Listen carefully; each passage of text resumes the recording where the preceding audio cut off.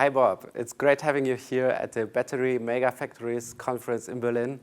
A lot of exciting discussion today about current developments, trends in the industry. What's your take on what is going on here in Europe and beyond? Well, I think the one word that comes to mind is exciting. The EV industry is over the tipping point. I think we've known that for the most part for the last couple years, but this is truly a conference where that has come to fruition. There's a tremendous amount of demand planning, capital planning. They're looking at, the whole customer base, what's happening down the demand side for electric vehicles. And these are big site-driven projects. I mean, 50 to 200 hectares, 50 megawatts of power or larger, water, sewer, power, gas, reliability. So a very exciting place to be. Great folks, lots of executives, technical people, all of the supply chain. I couldn't be more excited to be here in Berlin for the Megafactory conference. So what are actually the key requirements of companies operating in the EV battery industry? At some point, somebody says, let's go. We need capacity in China or the Americas or Europe or other parts of the globe. And of course, that starts out with requirements. The type of labor, the attitude, the aptitudes of the labor force. And then of course, throw in ports and logistics and supply chain issues, sourcing from, lithium, graphite, manganese. By the way, they were talking about synthetic lithium and graphite here today. And then, of course, business climates, political climates. Throw in things right now. There's a current condition, of course, with Russia and Ukraine. That's even changing some minds about geopolitical issues, supply chain risk.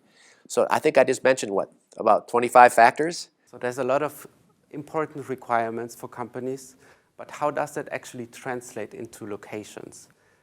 What are key location factors for C-level decision makers in the EV battery industry? So if you're talking to the C-suite, they want to know the commercial issues, top-line revenue, of course, if they're market access. Then there's the technical people who want to know things like power, water, sewer, gas, the actual technical infrastructure issues that allow them to design the plant they need to be efficient and effective and get that product out the door to their customers. Business continuity, IP, risk, obviously, and certainly cost. All those requirements, strategic and tactical, are very, very unique.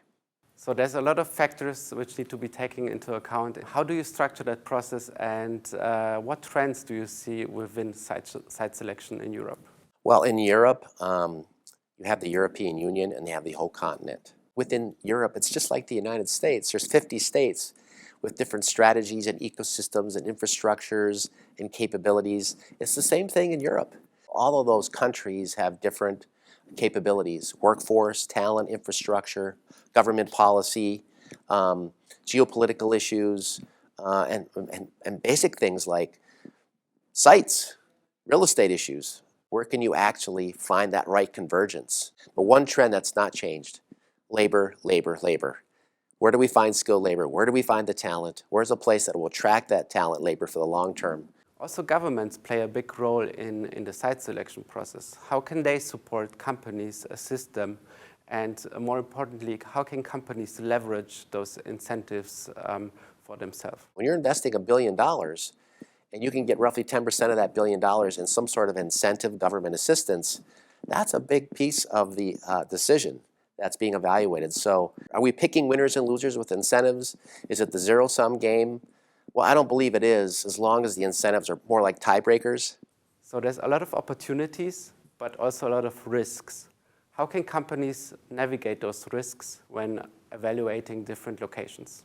You got to have good information, good unit costs, good projections. You have to do your due diligence, spending time in the community, understanding these issues, truth, ground truth, whether it's the tactical people or spending time with other executives in the industry, suppliers, other companies that have been there for years. If you do that, that's one way to manage your risk.